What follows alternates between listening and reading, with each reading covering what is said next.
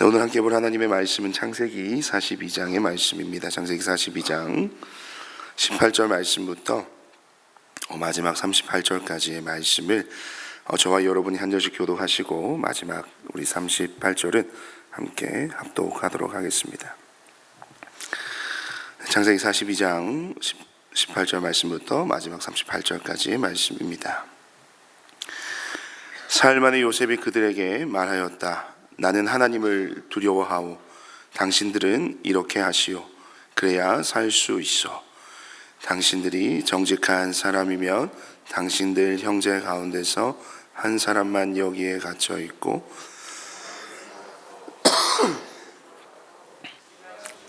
거기를 면하도록 하시오.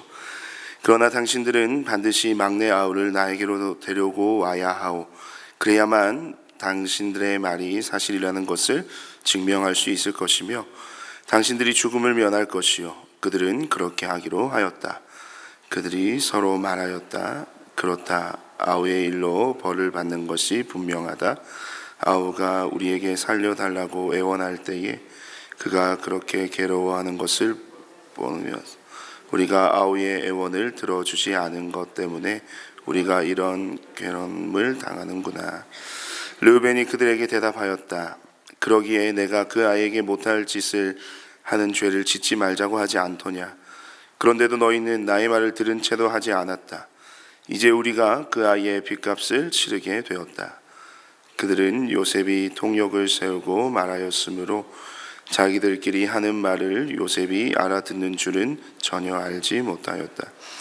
듣다 못한 요셉은 그들 앞에서 잠시 물러가서 울었다. 다시 돌아온 요셉은 그들과 말을 주고받다가 그들 가운데서 시몬을 끌어내어서 그들이 보는 앞에서 끈으로 묶었다. 요셉은 사람들을 시켜서 그들이 가지고 온 통에다가 곡식을 채우게 하고 그 사람이 낸 돈은 그 사람의 자루에 도로 넣게 하고 또 길에서 먹을 것은 따로 주게 하였다. 요셉이 시킨 대로 다 되었다. 그들은 곡식을 나귀에 싣고 거기를 떠났다. 그들이 하룻밤 묵어갈 곳에 이르렀을 때에 그들 가운데서 한 사람이 자기 나귀에게 먹이를 주려고 자루를 풀다가 자루 아귀에 자기의 돈이 그대로 들어있는 것을 보았다. 그는 이것을 자기 형제들에게 알렸다. 내가 낸 돈이 도로 돌아왔다. 나의 자루 속에 돈이 들어있어. 이 말을 들은 형제들은 어리 빠진 사람처럼 떨면서 서로 쳐다보며 한탄하였다. 하나님이 어찌하여 우리에게 이런 일을 하셨는가? 그들은 가나안 땅으로 아버지 야곱에게 돌아가서 그동안 겪은 일을 자세히 말씀드렸다. 그 나라의 높으신 분이 우리를 보더니 엄하게 꾸짖고 우리를 그 나라를 엿보러 간 첩자로 여기는 것입니다.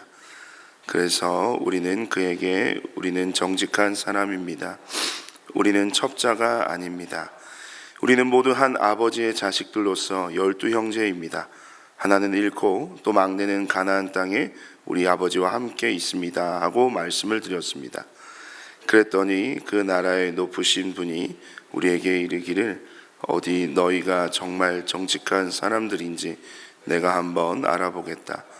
너희 형제 가운데서 한 사람은 여기에 나와 함께 남아있고 나머지는 너희 집안 식구들이 굶지 않도록 곡식을 가지고 돌아가거라.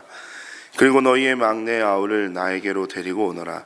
그래야만 너희가 첩자가 아니고 정직한 사람이라는 것을 내가 알 수 있겠다. 그런 다음에야 내가 여기 잡아둔 너희 형제를 풀어주고 너희가 이 나라에 드나들면서 장사를 할 수 있게 하겠다 하였습니다. 그들은 자루를 비우다가 각 사람의 자루에 각자가 치른 그 돈꾸러미가 그대로 들어있는 것을 보았다. 그들과 그들의 아버지는 그 돈꾸러미를 보고서 모두들 겁이 났다. 아버지 야곱이 아들들에게 말하였다. 너희가 나의 아이들을 다 빼앗아 가는구나. 요셉을 잃었고 시몬도 잃었다. 그런데 이제 너희는 베냐민마저 빼앗아 가겠다는 거냐? 하나같이 다 나를 괴롭게 할 뿐이로구나. 르우벤이 아버지에게 말하였다. 제가 베냐민을 다시 아버지께로 데리고 오지 못한다며 저의 2 아들을 죽이셔도 좋습니다. 막내를 저에게 맡겨 주십시오. 제가 반드시 아버지께로 다시 데리고 오겠습니다. 함께 읽습니다. 야곱이 말하였다. 막내를 너희와 함께 그리로 보낼 수는 없다. 그 아이의 형은 죽고 그 아이만 홀로 남았는데 그 아이가 너희와 같이 갔다가 또 무슨 변을 당하기라도 하면 어찌하겠느냐. 너희는 백발이 성성한 이 늙은 아버지가 슬퍼하며 죽어서 수월로 내려가는 꼴을 보겠다는 거냐. 아멘.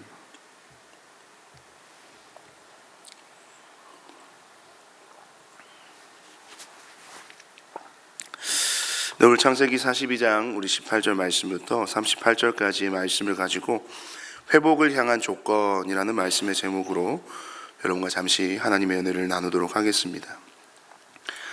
여러분, 사람은 누구든지 완벽한 인생을 꿈꾸며 살아갑니다. 모든 일이 자신의 계획과 뜻대로 또 한치의 오차도 단 한 번의 실수도 절대 용납될 수 없는 정말이지 퍼펙트한 인생이기를 기대하면서요, 저마다의 방법대로 이 삶의 완벽함을 추구하며 살아갑니다. 하지만 우리는 알죠. 모든 인생은 절대로 완벽이나 이 무결점이라는 단어는 존재할 수 없다는 것을 말입니다.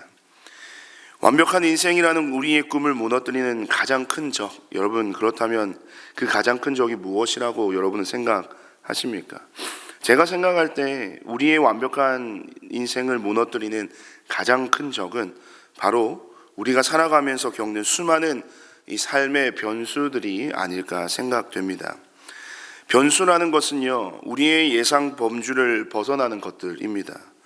예상 범주를 벗어난다는 것은 대처하기 힘들다는 것이고, 또 대처하기 힘들다는 것은 결국 원하지 않은 결과를 맞이할 수밖에 없음을 의미하는 것이죠.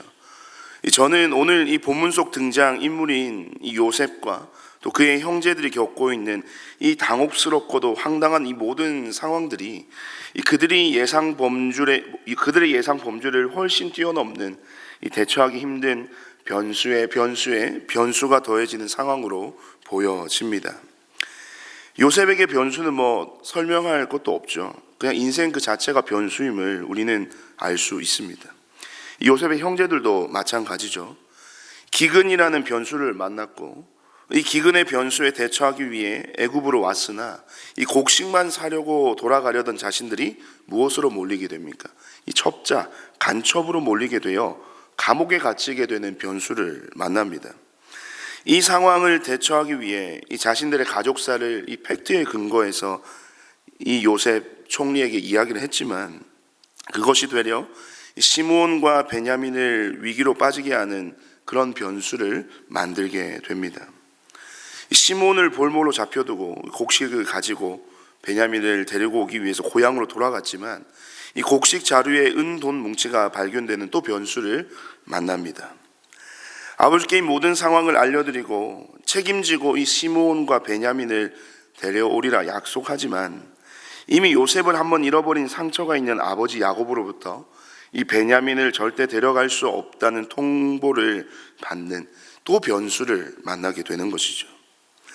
이 상황 앞에서 르우벤이 이렇게 얘기합니다. 자신의 두 아들을 그 목숨을 맡깁니다. 만약에 내가 베냐민을 데려오지 못한다면 제 두 아들의 목숨을 취하여도 좋습니다 라고 하는 이 묘수 혹은 승부수를 띄웠으나, 여전히 아버지 야곱은 완강하게 거부하는 변수를 이 형제들은 만나게 되는 것이죠. 여러분, 이 모든 일들은요, 불과 며칠 동안 그들에게 일어난 일입니다. 만약 여러분이 저 형제들 중 한 사람이었다면 이 수많은 변수 앞에서 온전한 정신을 가질 수가 있었겠습니까? 만약 제가 그들 중에 한 사람이었다면 저는 아마 순간 이 정신이 나가서 미쳐버렸을지도 모르겠습니다. 변수에 변수가 더해진 이 완벽이 아닌 이 그저 그냥 일상적이고 평범한 일상을 살아가려고 했던, 그것을 기대했던 이 형제들의 삶을 이 송두리째 무너뜨리는 변수, 그 모든 변수들 앞에서 어떻게 제정신으로 살아갈 수 있었겠습니까? 그런데 제정신일 수가 없었던 형제들에게서 그 상황과 또 그들과 어울리지 않는 의외의 고백이 수많은 변수 가운데 나타나게 됩니다. 우리 본문 21절의 말씀인데요. 한번 보시면 그들이 서로 말하였다. 그렇다. 아우의 일로 벌을 받는 것이 분명하다. 아우가 우리에게 살려달라고 애원할 때에 그가 그렇게 괴로워하는 것을 보면서도 우리가 아우의 애원을 들어주지 않은 것 때문에 우리가 이제 이런 괴로움을 당하는구나.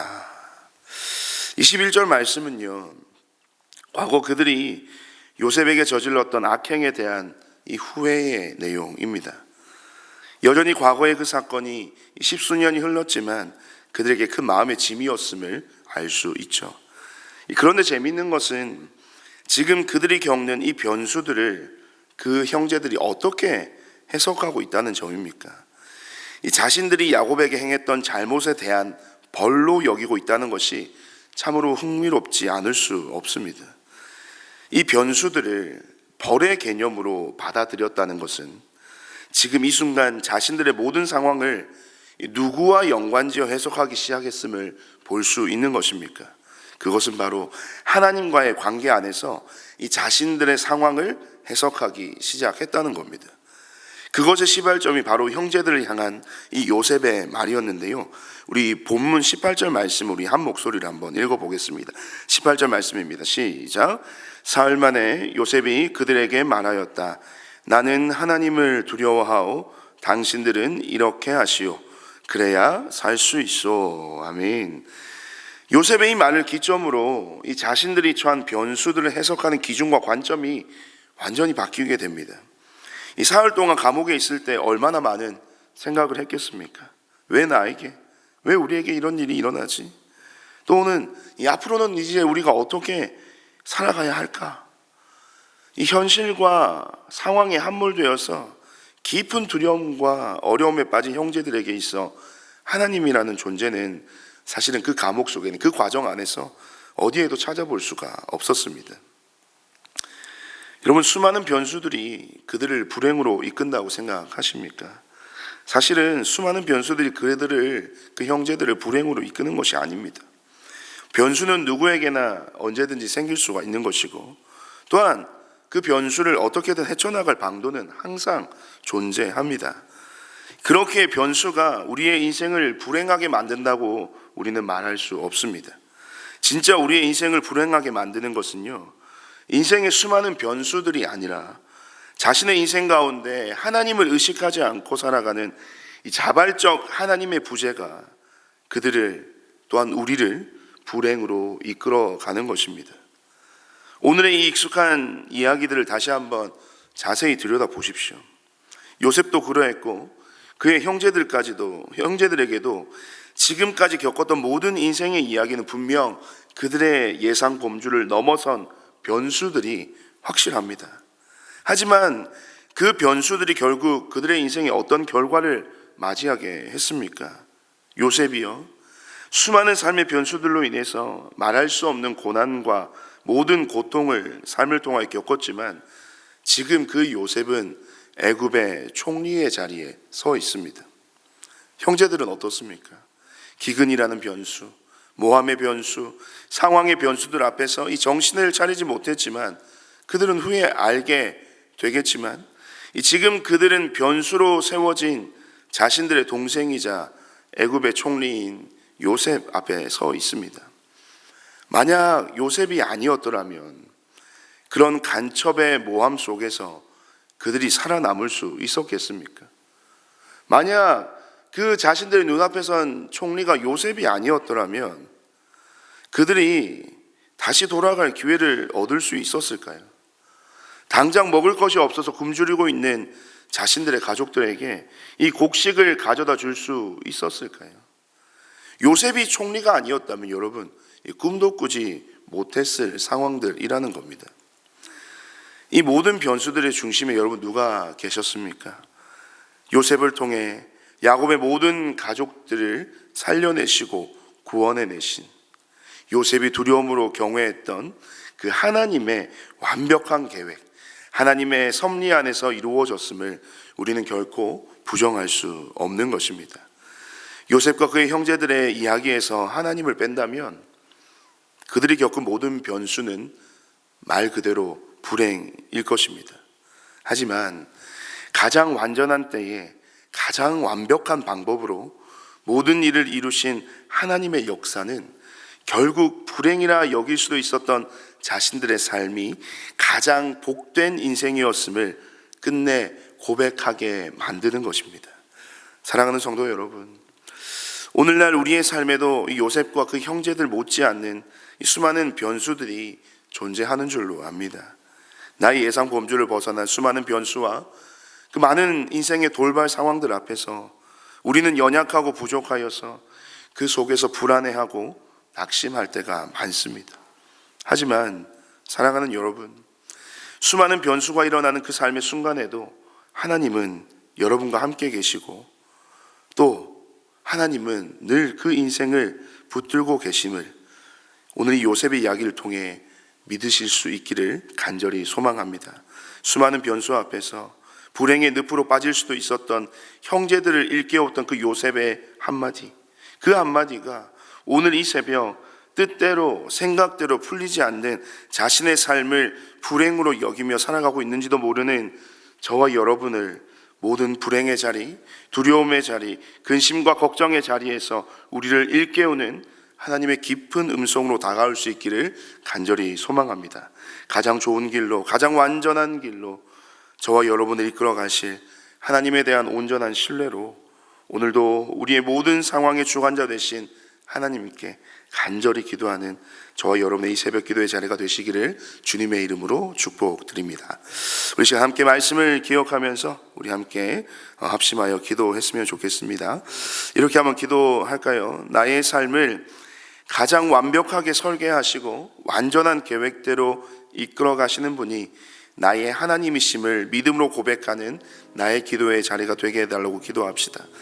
때로는 원치 않은 상황과 예상치 못한 수많은 변수들로 인해 우리의 몸과 마음이 힘들고 또 어려울 때도 있지만 모든 것을 하나님 안에서 해석할 수 있는 지혜와 믿음을 허락하여 달라고 기도합시다. 나를 불행하게 만드는 것은 수많은 변수들이 아닌 하나님의 부재라는 사실을 깨달아 알게 하시고 나의 삶에 하나님을 날마다 초청하여 모셔드리는 하나님과 날마다 동행하는 삶을 살아가게 하여 주시옵소서. 오늘도 그 하나님의 임재 가운데 행복을 누리고 기쁨으로 승리하는 나의 하루가 되게 해달라고 우리 말씀을 기억하면서 기도하시고요. 오늘은 내일 있을 모든 예배들을 위해서 함께 기도하는 날입니다. 내일 은혜샘을 교회 공동체 안에서 드려질 모든 예배 가운데 하나님께서 말씀의 역사와 성령의 충만함을 더하여 달라고 기도합시다. 어린 아이들에서부터 장년에 이르기까지 은혜샘물교회 모든 지체들이 하나님께서 찾으시는 한 사람의 예배자로서 주님께 온전히 나아가는 시간 되게 하여 주시고 특별히 그 모든 예배 가운데 말씀을 맡은 우리 담임 목사님과 또 모든 사역자들에게 성령의 기름 부음이 가득하게 하시고 또 주님 앞에 드려지는 모든 예배를 통하여 온 성도가 하나님의 부재가 아닌 하나님의 임재로 충만한 은혜의 시간이 되게 해달라고 우리 내일 있을 우리 모든 예배를 위하여 기도해 주시면 좋겠고요. 마지막으로는 오늘 우리 교회 사역을 두고 함께 기도했으면 좋겠습니다. 오늘 오후 2시부터 있을 올플데이 행사가 있는데요, 이 행사 가운데 하나님 은혜 주시옵소서라고 기도합시다. 믿음의 유산을 사랑하는 자녀들에게 흘려보내는 이 아름다운 올리브 블레싱 플러스 사역이 되게 하여 주시고 부모와 가정 또 목장에게 주신 이 귀한 다음 세대에 대한 사명이 오늘 이 올플데이 행사를 통해서 모든 이들에게 더욱더 도전이 되게 하시고 다음 세대인 우리 자녀들에게 온전한 신앙의 전수가 이루어지는 은혜가 있게 하여 주시옵소서라고 우리 오늘 모든 또 교회 사역 일정을 두고 또 예배를 위하여 말씀을 두고 우리 함께 합심하여 기도하시고 각자 개인의 기도 제목으로 자유롭게 기도하시고 돌아가시길 바랍니다. 우리 함께 합심하여 기도하겠습니다.